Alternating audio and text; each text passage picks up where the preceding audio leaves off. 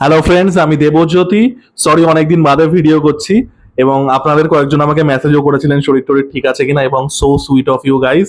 But আমি ভালোই আছি, জাস্ট ল্যাদ খাচ্ছিলাম বলে ভিডিও করা হয়নি। তো আজকে আমরা খুব গুরুত্বপূর্ণ একটা বিষয় নিয়ে আলোচনা করব, যে বিষয়টা নেক্সট কয়েক বছরে ভারতীয় সিনেমায় কিন্তু ভীষণ রকমের ইম্প্যাক্টফুল হতে চলেছে। সেটা হচ্ছে অ্যাক্টারদের হিউজ স্যালারিজ। দেখুন, যারা ভারতীয় সিনেমা ফলো করি, আপনারা প্রত্যেকেই জানেন যে লাস্ট 7-8 বছর 10 বছরে ভারতীয় সিনেমার বাজেট অনেক গুণ বেড়ে গেছে। আগে আমরা যখন ছোট ছিলাম, বা আজ থেকে 7-8 বছর আগেও, একটা সিনেমা কিরকম বাজেটে তৈরি হতো? 40 কোটি, 50 কোটি, বড়জোর 100 কোটি। 100 কোটি ওয়াজ আ হিউজ বাজেট। আমরা এখন কি দেখতে পাচ্ছি? 250 কোটি, 300 কোটি, 400 কোটি, ইভেন তার থেকেও অনেক বড় বাজেটের সিনেমা কিন্তু তৈরি হচ্ছে বা হয়ে গেছে।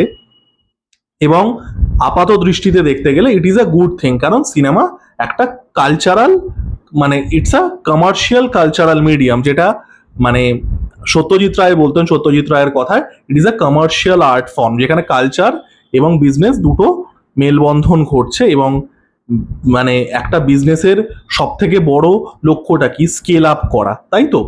তো স্কেল আপটা যখন হচ্ছে, যখন বাজেট বাড়ছে, apparently that is a good thing. যে আগে আমরা 50 কোটি টাকা ইনভেস্টমেন্ট হচ্ছিল, এখন 300 কোটি টাকা হচ্ছে।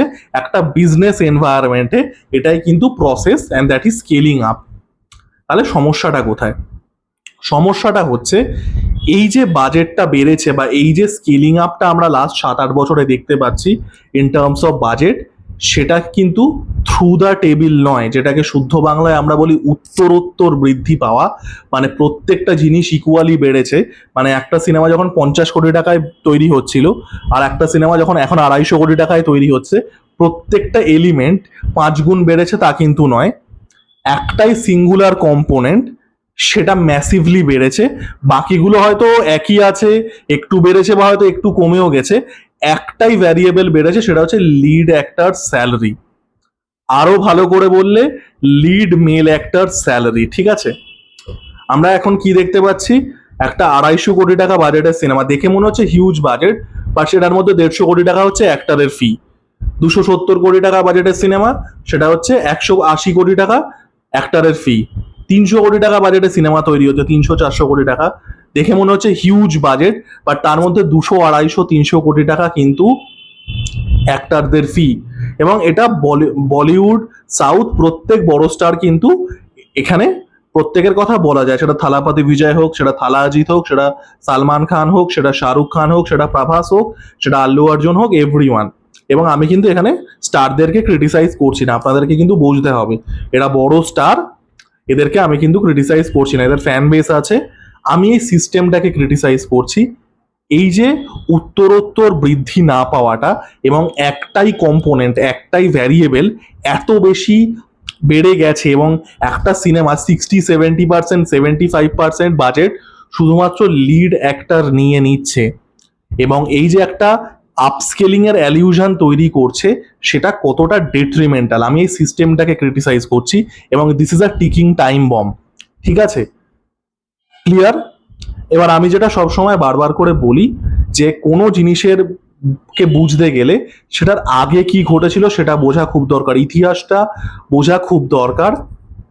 দেখুন, এই যে অ্যাক্টার স্যালারি এবং এই যে ম্যাসিভ স্পাইক আমরা এখন দেখতে পাচ্ছি সুপারস্টারদের, সেটা শাহরুখ খান হোক, প্রভাস হোক, আল্লু অর্জুন হোক, থালাপতি বিজয় হোক, থালা অজিত হোক, এই যে massive bloated salary of actors, এটা কিন্তু মানে ভারতীয় সিনেমায় ইউনিক কিছু নয়। এই জিনিস আমরা আগেও দেখেছি হলিউডে 90s-এ। ঠিক আছে, এবার এবার এখান থেকেই হচ্ছে এবার এখান থেকেই হচ্ছে হিস্টোরিক্যাল কন্টেক্সচুয়ালাইজেশনটা আসবে। দেখুন, from the Inception of Hollywood till 1980s, হলিউডের যে স্টারদের স্যালারি ছিল, সেটা আমাদের টাকার ভ্যালুতে অনেক ছিল, বাট দ্যাট ওয়াজ স্টেবল। ঠিক আছে, 1950s অব্দি, যতদিন অব্দি স্টার সিস্টেম ছিল, ততদিন অব্দি তো মানে হলিউডের অ্যাক্টাররা একটা কোম্পানিতে আমরা যেরকম চাকরি করি, 9 to 5 জব করি, পার মান্থে মাইনে পাই, সেরকম ভাবে পেতেন, ওরা উইকলি পেতেন স্যালারি। এই সিস্টেম, এই স্টার সিস্টেম আমাদের ইন্ডিয়াতেও ছিল, by the way, fun fact. Bombay টকিজে বা আমাদের বাংলাতে নিউ থিয়েটার্সে তারাও স্টারদেরকে ওইভাবে ওই মানে এমপ্লয়ীদের মতনই হায়ার করতেন, পার মাসে মাইনে দিয়ে হায়ার করতেন। তো এই সিস্টেম ছিল। তারপরে 60s 70s 80s দেয়ার ওয়াজ আ গ্র্যাজুয়াল প্রগ্রেশন, আস্তে আস্তে স্যালারি বাড়ছে, বাজেট বাড়ছে এবং স্টারদের স্যালারিও বাড়ছে, বাট সেটা কোনো মানে this is not a broom, সেটা কোনো স্পাইক নয়, সেটা একটা গ্র্যাজুয়াল এভলিউশন। একটা জিনিস একটা মার্কেটে থাকলে সেটা যেটা একটা গ্র্যাজুয়ালি দাম বাড়ে উইদাউট এনি আর্টিফিশিয়াল ইনফ্লেশন, সেটাই বেড়ে চলেছে, ঠিক আছে, 80s অব্দি। এবার 90s অনেকগুলো জিনিস একসাথে হচ্ছে, ঠিক আছে। 90s কি কি হচ্ছে? প্রথমত 1980s অব্দি হলিউডের মেন মার্কেট ছিল হলিউডের ডোমেস্টিক মার্কেট, ঠিক আছে, মানে north American box office, USA, Canada এবং মেক্সিকো এবং তার পাশাপাশি সেন্ট্রাল আমেরিকার যে ছোটখাটো দেশগুলো আছে, বেলিজ, গুয়াতেমাল, এল সালভাদোর, এই বেল্টটা যেটাকে একত্রিতভাবে নর্থ আমেরিকা বলা হয়, that was the biggest market. তার মধ্যে সিংহভাগটা obviously United States of America. এখানে কি হচ্ছে, তারা সেইভাবেই সিনেমাটা বানাচ্ছে ডোমেস্টিক অডিয়েন্সের কনজাম্পশনের জন্য, একটা সার্টেন বাজেটে রাখছে, একটা সার্টেন স্যালারি তারা পাচ্ছে। 1990s কি হচ্ছে, the global market is started opening up, চায়নার মার্কেট খুলে যাচ্ছে। আপনারা প্রত্যেকে জানেন ইন্ডিয়া 1991 গ্লোবালাইজেশন হচ্ছে, European market is opening up. তার আগে অবধি ইউরোপিয়ান ডোমেস্টিক সিনেমা, এটা আমি আই থিঙ্ক মাল্টিপল অন্য ভিডিওতেও আলোচনা করেছি, তার আগে অবধি ইউরোপিয়ান ডোমেস্টিক সিনেমা তারা কিন্তু খুব স্ট্রং ফুট হোল্ড ছিল। 1990s থেকে হলিউড স্টার্টেড টেকিং ওভার। তো 1990s থেকে যেটা হচ্ছে, the overseas box office started to become the bigger deal. সেখানে ডোমেস্টিক বক্স অফিস যেটা 1980s অব্দি that was the biggest market, সেটা আর থাকছে না। Overseas market is becoming the real deal, ঠিক আছে। তার পাশাপাশি আরো একটা জিনিস হচ্ছে, সেটা হচ্ছে যে আপনাকে এমন জিনিস সেল করতে হবে যেটা গ্লোবালি ভায়াবল হবে, সেটা হচ্ছে গ্লোবাল ব্র্যান্ডিং। তার আগে অবধি তারা ডোমেস্টিক মার্কেটে সেল করছিল, সো দে নেভার নিডেড ইট, ঠিক আছে। এই হচ্ছিল। এইবার আর্লি 90s থেকে হচ্ছে যেটা এখন আমরা বলিউডে বা সাউথ ইন্ডিয়ান সিনেমায় দেখতে পাচ্ছি, সেটা হচ্ছে অ্যাক্টারদের স্যালারির বুম, ঠিক আছে। This is the only time, ঠিক আছে। তার আগে অবধি যে স্যালারিটা হলিউডের অ্যাক্টাররা পেয়ে এসছে, that was a natural progression, ঠিক আছে, সেটা কোনো স্পাইক নয়। This is the only spike. এবং সেখানে আমাদের কথা বলতে হবে হচ্ছে জিম কেরির কথা, ঠিক আছে। জিম কেরিকে এখন যারা জিম কেরিকে দেখেন, বড় দাড়ি, ফিলোসফিক্যাল কথাবার্তা বলে, in 1994 1995 gym carry was a completely different beast. Gym carry নিজের প্রথম বছর হলিউডে 1994 তিনটে সুপারহিট সিনেমা দিচ্ছে, ঠিক আছে, Ace Ventura, Dumb and Dumber, আর আরো একটা কি দিয়েছিল। তারপরের বছর আরো দুটো সিনেমা হিট দিচ্ছে, একটা ব্যাটম্যান ফর এভার যেটাতে টু ফেসের রোল করেছিল, টু ফেস না সরি রিডলারের রোল করেছিল, আর আরেকটা হচ্ছে এস ভেঞ্চুরার পার্ট 2, ঠিক আছে। সো পরপর 5টা সিনেমা সুপারহিট দিচ্ছে জন। আর একটা ছিল হচ্ছে মাস্ক 1994, আর একটা ছিল হচ্ছে দ্য মাস্ক সুপারহিট দিচ্ছে, যেটা ক্যামেরন ডিয়াজের ডেবিউট ফিল্ম ছিল। তো 5টা পরপর সিনেমা সুপারহিট দেওয়ার পরে 1996 Sony offering gym carry $20 million for one film. 1996 সালে কেবল গাই বলে সিনেমাটার নাম, যে সিনেমাটা হয়তো আপনারা দেখেন, it's kind of a dark comedy টাইপের সিনেমা, খুব একটা ভালো ছবিও নয় অনেস্টলি, যদিও অনেকের একটা ভালো লাগে, এটার কাইন্ড অফ একটা কাল্ট ফলোয়িং আছে, বাট যাই হোক। তো কেবিল গাইয়ের জন্য জিম কেরিকে সোনি $20 মিলিয়ন দিচ্ছে। $20 মিলিয়ন মানে প্রায় 170 কোটি টাকা সেই সময়কার টাকার ভ্যালুতে, মানে ইনফ্লেশন অ্যাডজাস্ট করলে একটা জাইগ্যান্টিক ফিগার আসবে ফর কেবিল গাই। এবং ওখান থেকে কি হচ্ছে, ফ্লাড গেট ওপেন হয়ে যাচ্ছে। এবার জিম কেরি যে 5টা হিট সিনেমা 2 বছর এসে সে এরকম পাচ্ছে, তাহলে Tom Cruise, Tom Hanks, Arnold Schwarzenegger, John Travolta, সেই সময় যারা বড় স্টার ছিলেন, হ্যারিসন ফোর্ড, ব্রুস উইলিস, যারা অলরেডি এস্টাবলিশ ছিলেন, তারা স্যালারিটা বাড়ানো শুরু হলো। 20 মিলিয়ন, 25 মিলিয়ন, 30 মিলিয়ন। এই প্রথম এবং একমাত্র বার হলিউডে অ্যাক্টারদের স্যালারির ম্যাসিভ স্পাইক এলো, ঠিক আছে। এবং like not just front end deals, মানে 25-30 মিলিয়ন তারা যে শুধুমাত্র স্যালারিতে পাচ্ছে তা না, তার সাথে ব্যাক এন্ডে প্রফিট শেয়ারিং থেকে শুরু করে হাজার একটা পার্কস, এভরিথিং, ঠিক আছে। That is the only time that happened.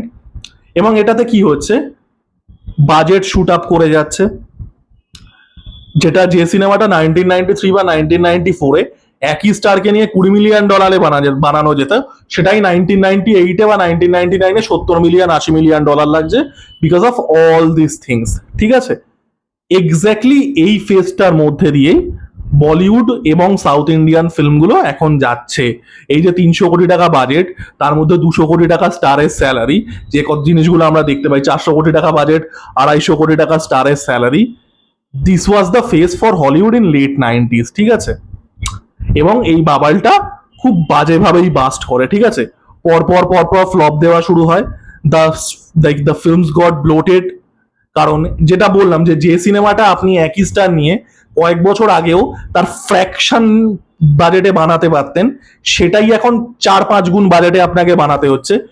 1994 সালে যে সিনেমাটা আপনি $20 মিলিয়ন বানাতে পারতেন, 1999 সেটা $80-90 মিলিয়ন হয়ে যাচ্ছে। সো সিনেমাগুলো ফ্লপ হওয়া শুরু করে, এবং এইখান থেকেই আপনাদেরকে বুঝতে হবে যে why this is very important for Indian cinema. ঠিক আছে, এই বাবালটা তো বুঝে গেছেন। এক্স্যাক্টলি ওই 96, 97, 98, $20 মিলিয়ন জিম ক্যারি পাওয়ার পরে তার পরের কয়েক বছর যেটা হলিউডে ছিল, এক্স্যাক্টলি ওই ফেজটার মধ্যে দিয়ে আমরা এখন যাচ্ছি। ক্লিয়ার? এই এর পরে কি হচ্ছে এবং হলিউড সেখান থেকে কিভাবে রিকভার করছে, সেটা বুঝলে আপনারা বুঝবেন যে কেন it is very very dangerous and why, যেটা আমি শুরুতেই বললাম, we are sitting on a ticking time bomb. পরপর পরপর ফ্লপ হওয়া শুরু করলো। ঠিক আছে, ব্লোটেড বাজেট হয়ে যাচ্ছে আননেসেসারিলি। মানে যারা এমন কিছু বড় স্টার না, আপনি তাদেরকেও হিউজ স্যালারিজ দিচ্ছেন, because that became the norm. Hollywood তখন কি করা শুরু করলো, এবং this is important, early 2000s থেকে তারা দেখলো যে এই স্টার দিয়ে আর হবে না। ঠিক আছে, হলিউড কোনোদিনই স্টার ড্রিভেন নয়, বাই দ্য ওয়ে, এটাও বলে দেওয়া ভালো। হলিউড বরাবরই স্টার আর কন্টেন্ট ড্রিভেনের মাঝখানে, যেটা আমাদের ইন্ডিয়ান সিনেমার সাথে আলাদা, সেটাতে আমি পরে আসছি। তো হলিউড দেখলো কি, যে আমরা ভাই এই স্টারদের নিয়ে সিনেমা বানানো চাপ, অত্যাধিক বাজেট বেড়ে যাচ্ছে, এরা হিউজ টাকা চার্জ করে, হাজার একটা এদেরকে ফেসিলিটিস দিতে হবে, পার্কস দিতে হবে, impossible. They started investing on IP. ঠিক আছে, ইন্টেলেকচুয়াল প্রপার্টি। এবং সালটা ছিল 2001। 2001-এ কি কি আসছে? Harry Potter. 2001-এ কি আসছে? Lord of the Rings, the Fellowship of the Ring. 2001-এ কি আসছে? ক্রনিকলস অফ নার্নিয়ার প্রথম পার্ট। 2002-এ কি আসছে? Sam Raimi Spiderman. কারা স্টার করছে? Daniel Radcliffe. কারা স্টার করছে? Tobey Maguire. টোবি ম্যাগুয়ার স্পাইডারম্যানের আগে একটাই সিনেমা করেছিল, যে সিনেমাটার আপনারা নামও শোনেনি, সেটা হচ্ছে Fear and Loathing in Las Vegas. ঠিক আছে, জনি ডিপের সাথে সিনেমা ছিল, আর movie that I love by the way, but literally কেউ দেখেনি। তারা কি করলো? তারা আইপিটাতে ইনভেস্ট করা শুরু করলো। নো লঙ্গার তারা এই যে স্টার, বড় স্টার আমি নেব হিউজ বাজেটে, তারা সেটা করলো না। তারা দেখলো সেই সময় ইয়াং অ্যাডাল্ট ফ্যান্টাসি বিশাল বড় ছিল, এই যে হ্যারি পটার, তারপরে কি বলে টুয়াইলাইট, তারপরে হাঙ্গার গেমস পরে আসছে, সুপার হিরো ফিল্ম তো ছিলই। তারা কি করলো? They started making IPs. এবং আইপি থেকে, মানে আইপি থেকে বানালে অনেক সুবিধা আছে। আপনি সিনেমাটা প্রফিটেবল বানাতে পারছেন, you do not have to take a big star. আপনি সেখান থেকে অ্যাকশন ফিগার বেচতে পারবেন, আপনি সেখান থেকে জামা কাপড় বেচতে পারবেন, মানে মার্চেন্ডাইজিং যেটা বলে, আপনি বিভিন্ন ফোল্ডে আর্ন করতে পারবেন, নট জাস্ট বক্স অফিস। এবং you do not have to pay stars huge. এবং সেটাই পরে নেক্সট লেভেলে নিয়ে যাচ্ছে হচ্ছে মার্ভেল। ঠিক আছে, মার্ভেল যখন প্রথম আয়রন ম্যান সিনেমাটা বানিয়েছিল, সিনেমাটার বাজেট ছিল $140 মিলিয়ন। ঠিক আছে, যেটা এখন একটা মানে হলিউডের সিনেমার common budget, but in 2008 $140 million huge budget. তার মধ্যে রবার্ট ডাউনি জুনিয়রের কত স্যালারি ছিল বলুন তো? $140 মিলিয়ন মধ্যে $500,000, 1%ও নয়। $140 মিলিয়ন রবার্ট ডাউনি জুনিয়রের স্যালারি ছিল $500,000। এবং সেই সময় রবার্ট ডাউনি জুনিয়র সব থেকে বেশি পপুলার ছিল, আনফর্চুনেটলি এইভাবে বলতে খারাপ লাগবে, but for is drug addiction. এই বারবার করে drug rehab, he was best known for that. Early 90s Robert Downey Junior কিছু ভালো সিনেমা করেছিল, চ্যাপলিনের জন্য অস্কার নমিনেশন পেয়েছিল, লেস দ্যান জিরো টিরো করেছিল, but after that he was best known for that. এইরকম একটা লোককে নিয়ে মানে $500,000 একটা এখনকার, মানে একটা প্যান ইন্ডিয়া সিনেমা সাপোর্টিং অ্যাক্টররা এর থেকে বেশি স্যালারি পায়, দে আর মাউন্টিং আয়রন ম্যান। তারা টাকাটা কোথায় দিচ্ছে? তারা টাকাটা দিচ্ছে ভিএফএক্স এ, তারা টাকাটা দিচ্ছে প্রোডাকশন ডিজাইনে, and they are making IP the star. ঠিক আছে, তারা পুরোপুরি স্টার সিস্টেমটা ডিচ করে দিচ্ছে। এই হচ্ছে হলিউডের ইতিহাস, যে কেন হলিউডে এই স্টার স্পাইকটা এলো, কেন এই কেন তারা এই ফ্র্যাঞ্চাইজ ড্রিভেন আইপি ড্রিভেন জিনিসপত্র ইন্টেলেকচুয়াল প্রপার্টিতে কেন ঢুকতে বাধ্য হলো, কেন ইট পিভোটেড। ঠিক আছে, এবার আপনারা বলুন, আমি যেটা বললাম যে লেট 90s হলিউড যে ফেজটার মধ্যে দিয়ে যাচ্ছিল সেটা হচ্ছে হিউজ স্টার স্যালারি, সেটার মধ্যে দিয়ে আমরা এখন যাচ্ছি। কয়েক বছর বাদে যখন বাবালটা বাস্ট করবে, এবং এটা ইনএভিটেবলি বাস্ট করবে, I give it like 5 years maybe max, 2030 অব্দিও যাবে না এই বাবালটা। এই 300 কোটি টাকা বাজেট, তার মধ্যে 200 কোটি টাকা অ্যাক্টারের স্যালারি, এটা 5 বছরও আর যাবে না। এবার দেখুন, আমাদের ইন্ডিয়ান সিনেমা বরাবরই স্টার ড্রিভেন। ঠিক আছে, পৃথিবীতে যে কটা স্ট্রং আর কি সিনেমার কালচার আছে, সেটা আমেরিকা হোক, সেটা চায়না হোক, সেটা জাপান হোক, সেটা কোরিয়া হোক, সেটা ইন্ডিয়া হোক, সব থেকে বেশি বাই ফার স্টার ড্রিভেন হচ্ছে আমাদের। এবং শুনতে খারাপ লাগলেও আমাদের এই জন্যই আমাদের ইন্ডিয়ান সিনেমা ভালো হয় না। ঠিক আছে, ফ্যাক্ট, কারণ আমরা স্টার ভেবে সিনেমা বানাই, আমরা মানে আমরা স্টোরি লাইন ভেবে, আমরা ডাইরেক্টর ভেবে, আমরা ক্রাফট ভেবে বানাই না। আমাদের দেখতে হয় যে সুপারস্টারের ফ্যান বেস কি খাবে, এই জন্য আমাদের ইন্ডিয়ান সিনেমা ইমপ্রুভ করে না। ধরুন বাবালটা যখন বাস্ট করবে 4-5 বছর আগে, ঠিক যেভাবে বাবালটা আর্লি 2000s হলিউডের বাস্ট করেছিল, Hollywood started making movies about young adult novel এবং সুপার হিরো। সেখান থেকে Spiderman, Harry Potter, Lord of the Rings, hunger games, এগুলো পরবর্তীকালে আসতে থাকে, MCU obviously. Do we have a like a young adult novel, একটা young adult মানে ফ্র্যাঞ্চাইজের নাম বলতে পারবেন যেটা থেকে সিনেমা হতে পারে? Do we have a comic book character যেটা থেকে আপনি স্কেলেবল বানাতে পারবেন? কোনো আছে? ভিডিও গেম ক্যারেক্টার আছে? আজকে যদি মানে বাবালটা বাস্ট করে, যেটা ইনএভিটেবলি করবে এবং খুব শিগগিরই করবে, সামনের কয়েক বছরের মধ্যে আপনারা মিলিয়ে নেবেন, আপনারা you can come back to this video. ঠিক আছে, আই গিভ ইট 5 years, এবং 5 years আমি অনেক বেশি দিচ্ছি। ঠিক আছে, মানে Hollywood fail back on this things. ঠিক আছে, ইন্ডিয়ান সিনেমা কিসের উপরে ফল ব্যাক করবে? ইন্ডিয়ান সিনেমা, ইন্ডিয়ার কোনো ইন্ডিজিনাস ইয়াং অ্যাডাল্ট ফিকশন নেই। ইন্ডিয়ান যে সুপার হিরো ক্যারেক্টারগুলো আছে সেগুলো বিদেশ থেকে ঝাড়া, এবং লোকে কেউ সেগুলো পড়ে না। No one is interested in Nagraj, তারপরে আরো যেগুলো আছে ডোগা আই থিঙ্ক, তারপরে কি ইন্সপেক্টর পৃথিবী, সামথিং লাইক দিস, কেউ পড়ে না এগুলো।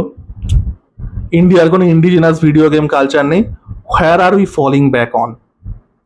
এই যে ব্লোটেড স্যালারি দিয়ে আপনি বাজেটটা তো বাড়াচ্ছেন, কিন্তু আপনি অ্যাকচুয়ালিতে কোনো ভ্যালু অ্যাডেড জিনিসপত্র করতে পারছেন না। আজকে হলিউড, আমি বারবার করেই বলছি, আজকে Hollywood they had a place to fall back on. তারা ইজিলি আইটিতে পিভোট করেছিল, আমরা আইটিতেও পিভোট করতে পারছি না। আমাদের ইন্টেলেকচুয়াল প্রপার্টি কি? হাউসফুল 5। আমাদের ইন্টেলেকচুয়াল প্রপার্টি কি? ভুল ভুলাইয়া 3। আমাদের ইন্টেলেকচুয়াল প্রপার্টি কি? ওই রোহিত শেট্টির ইউনিভার্স, ওয়াইআরএফএস স্পাই ইউনিভার্স। মানে আমরা দেখেছি, মানে এটা এই নয় যে মানে হলিউডের অ্যাক্টাররা, মানে বলিউডের অ্যাক্টাররা বা সাউথ ইন্ডিয়ান অ্যাক্টাররা তারা অবগত নন, তারা খুব ভালোভাবেই অবগত। বাট তারা যেখান থেকে যে ফ্র্যাঞ্চাইজ গুলো বানাতে চেষ্টা করছেন সেগুলোর কোনো আইপি ভ্যালু নেই। এটা আমি ওই ওয়াইআরএফএস স্পাই ইউনিভার্সের অ্যানালিসিস ভিডিওটাতেও বলেছিলাম, there is no culture behind it, আপনি জাস্ট দেখে দেখে বানিয়ে দিচ্ছেন। এবং এই যে স্টার কালচার, আমি যেটা বললাম যে শুরুতেই, যেটা শুরুর সময় আমি আলোচনাটা করেছিলাম, যে আপনি স্কেল আপ করছেন, ঠিক আছে, টাকাটা যাচ্ছে কোথায়? 300 কোটি টাকা বাজেটে যদি 200 কোটি টাকা স্টারের স্যালারি হয়, আপনি সিনেমাটা স্কেল আপ কি করে করছেন? মানে এরকম একটা বিষয়, আমি একটা স্টার্ট আপ খুললাম, তার মধ্যে আমি 4 জনকে এমপ্লয়ি রাখলাম, প্রথম মাসে আমি 10,000 টাকা মাইনে দিলাম, 40,000 টাকা গেল। ঠিক আছে, তাদের প্রোডাক্টিভিটি একই, আমি অফিস স্পেস বড় করলাম না, আমি কোনো নতুন এমপ্লয়ি আনলাম না, আমি তাদের স্যালারি 30,000 টাকা করে দিলাম। ঠিক আছে, পরের মাসে আমার 1,20,000 টাকা খরচা হলো, কিন্তু সেম 4 জন এমপ্লয়ি, সেম আউটপুট। আমার বাজেট বাড়লো বাট আউটপুট কিছু বাড়লো না। 50,000 টাকা করে দিলাম তারপরের মাসে, 4x50 2 লাখ টাকা, সেম থিং, আমার বাজেট বাড়লো, আউটপুট একই থাকলো। Exactly that is what Indian cinema is doing right now. তারা একই সিনেমা, যে সিনেমা তারা আগে অনেক কম খরচায় বানাতো, because of this bloated salaries of superstars, তারা একই সিনেমা বেশি বাজেটে বানাচ্ছে। আমি কিছুদিন আগে একটা সিনেমা দেখছিলাম কেটে কেটে, মানে পুরোটা দেখার মতো সিনেমাও নয়, সেটা হচ্ছে থালাপাতি বিজয়ের গোট। ঠিক আছে, সিনেমাটার বাজেট নাকি 400 কোটি টাকা, 400 কোটি টাকা। অনেস্টলি আপনারা সিনেমাটা দেখুন, আজ থেকে 20 বছর আগে বা 15 বছর আগে যে সিনেমাগুলো ওই মানে ডাব করে আর কি টেলিভিশনে আসতো, তার থেকে এই সিনেমাটার কোনো পার্থক্য নেই। ঠিক আছে, বাজেটটা বাড়ছে কেন? কারণ থালাপাতি বিজয় 300 কোটি টাকা নিয়েছে। বা এই যে রিসেন্টলি 2-3 দিন আগে রাজা সাহেবের টিজার এলো, জঘন্য টিজার। ঠিক আছে, সাউথ ইন্ডিয়াতে দেখবেন একটা হরর কমেডির কালচার আছে, ঠিক আছে, যেটা আমাদের নর্থ ইন্ডিয়াতে ম্যাডক যে টাইপের হরর কমেডি বানায় তার থেকে আলাদা, অনেক বেশি ওভার দ্য টপ হয়, কার্টুন টাইপের হয়। ওই যে হরর কমেডি গুলো হয় কাঞ্চনা টাঞ্চনা, তার থেকে রাজা সাহেবের খুব একটা কিছু পার্থক্য আছে নেই, কিন্তু তৈরি হচ্ছে 300 কোটি টাকা। হয়তো দেখবেন প্রভাস 200 কোটি টাকা তার মধ্যে নিয়েছে। We are making the same product কিন্তু অনেক গুণ বেশি বাজেট। আমি ওই যে উদাহরণটা দিলাম, ওই একই অফিস পেজ 4 জন লোক, একই আউটপুট, আমি জাস্ট মাসে মাসে মাইনে বাড়িয়ে যাচ্ছি, আমার বাজেট বাড়ছে, আমার কোনো আউটপুট বাড়ছে না। আমাদের যে স্কেলিং আপটা হচ্ছে সেটা থিওরিটিক্যাল স্কেলিং আপ হচ্ছে। আমরা না R&D তে ইনভেস্ট করি, আমাদের নতুন কোনো টেকনোলজি নেই, there is no indigenous pipeline, আমরা মানে নতুন কিচ্ছু টেকনোলজিক্যালি করতে পারি না। এই যে ডিজনি ডিএজিং নিয়ে এলো ক্যাপ্টেন আমেরিকা সিভিল ওয়ারে, আইরিশম্যানে, তারপরে যখন আইরিশম্যান এলো মার্টিন স্করসেজি সেটাকে পারফেক্ট করলো। এই যে রিয়েল টাইম রেন্ডারিং তারা ইয়েতে আনলো, আই থিঙ্ক ম্যান্ডেলোরিয়ান এনেছিল, ম্যান্ডেলোরিয়ান আমি দেখিনি, অ্যান্টম্যান 3তেও আর কি ইউজ করেছিল টেকনোলজিটা। জেমস ক্যামেরুন ওয়াটারের এই যে মানে ফ্লুইড সিমিউলেশন নিয়েও আভাটার 2তে তারা টেকনোলজি আনলো। They are literally investing on, তারা স্টারের পেছনে টাকা খরচা করছে না, 250 মিলিয়ন 300 মিলিয়ন বাজেট, they are investing on technology, R&D তে ইনভেস্ট করছে, research and development, they are creating new technologies. আমাদের কি বড় টেকনোলজি, ঠিক আছে, we do not invest anything on R&D। আমাদের যে জিনিসটা সেটা হচ্ছে, একটা তো আমাদের মেন সমস্যা যেটা, সেটা হচ্ছে যেটা ব্রিটিশরা করে দিয়ে গেছিল, সেটা হচ্ছে এই যে কালচারাল কন্ডিশনিং, যে আমাদের মধ্যে ইনফিরিয়রিটি কমপ্লেক্স আর ওয়েস্টার্ন কালচার ভালো। আপনি দেখবেন কোনো বড় সিনেমা তৈরি হলে অমুক জায়গা, মানে এই সিনেমার ভিএফএক্স করছে আভাটারের টিম, এই সিনেমার ভিএফএক্স করছে অ্যাভেঞ্জার্স এর team, as if that's a good thing. মানে এটা এরকম কোনোদিন হবে না আমরা একটা ইন্ডিজিনাস পাইপলাইন বানাচ্ছি ভিএফএক্স এর, because we invested in this, এবং সেটা একটা অ্যাভেঞ্জারের লেভেলে যাচ্ছে, সেটা একটা আভাটারের লেভেলে যাচ্ছে, না আমরা ওখান থেকে তৈরি, ওখান থেকে নিয়ে আসবো। এই যে লোকে বলে যে একটা ফাইটার একটা সস্তার টপ গান, বাই দ্য ফাইটার সিনেমাটা আমার পার্সোনালি বেশ ভালো লেগেছিল। আমি জাস্ট ফর এক্সাম্পল বলছি যে ফাইটার হচ্ছে সস্তার টপ গান ম্যাভেরিক, বা এই পাঠান হচ্ছে সস্তার mission impossible. Exactly that is by design. আপনি ইনভেস্টই করেন না, আপনি আপনার 300 কোটি টাকা বাজেট, তার মধ্যে 200 কোটি টাকা স্টারের কাছে চলে যাচ্ছে, 100 কোটি টাকা আপনি ইনভেস্ট করছেন বড় টেকনোলজি থেকে, যে টেকনোলজির পেছনে বহুগুণ বেশি খরচা করে হলিউড। তো you have that cheap effect, ওই জন্য সস্তার মনে হয়। ইট ইজ বাই ডিজাইন, এটা কেউ ছোট করার জন্য বলছে না, ইট ইজ বাই ডিজাইন। তো এই যে জিনিসটা মানে খুব ডেঞ্জারাস, এই যে স্টারদের স্যালারি এই জায়গায় গিয়ে পৌঁছাচ্ছে, এবং আমরা অন্য কোনো, we are not creating indigenous VFX, আমরা অন্য কিচ্ছুকে এম্পাওয়ার করছি না। যে বাজেটটা বাড়ছে সেটা মনে হচ্ছে স্কেলিং আপ, যেটা আমি শুরুতেই বললাম, যে দেখে মনে হচ্ছে চলো তো আমরা হেভি স্কেল আপ করছি, বাট স্কেলিং আপটা হচ্ছে on a very singular variable, সেটা হচ্ছে স্টারের স্যালারি। এবং সেটা বাবালটা বাস্ট করলে আমাদের ফল ব্যাক করার মতো কিচ্ছু নেই। আমাদের হ্যারি পটার নেই, আমাদের MCU নেই, আমাদের ভিডিও গেমস নেই, আমাদের ইন্ডিজিনাস এরকম কিচ্ছু নেই, কারণ আমরা কোনোদিন একটা স্কেলেবল স্টোরি টেলিং ইকোসিস্টেম তৈরি করিনি। MCU কি? MCU is the scalable story telling ecosystem. তারা একটা স্টোরি টেলিং ইকোসিস্টেম তৈরি করেছে যেটা কমিক বুকে অলরেডি ছিল, শেয়ার্ড সিনেম্যাটিক ইউনিভার্স, দে আপস্কেলড ইট। আমরা সেই জিনিসটা তৈরিই করিনি। এবং দ্যাট ইজ আনফর্চুনেট। এবং আমরা এখন যে স্টার্ট স্যালারির উপরে বসে আছি, that is a ticking time bomb. এবং যেটা বললাম 5 বছর বাদে ফিরে এসে দেখবেন কথাগুলো মেলে কিনা। যাই হোক, এই ছিল আমার ভিডিও। আমার ভিডিওটা কেমন লাগলো জানাবেন। লাইক, কমেন্ট এবং সাবস্ক্রাইব করে আমার পাশে থাকুন। ধন্যবাদ।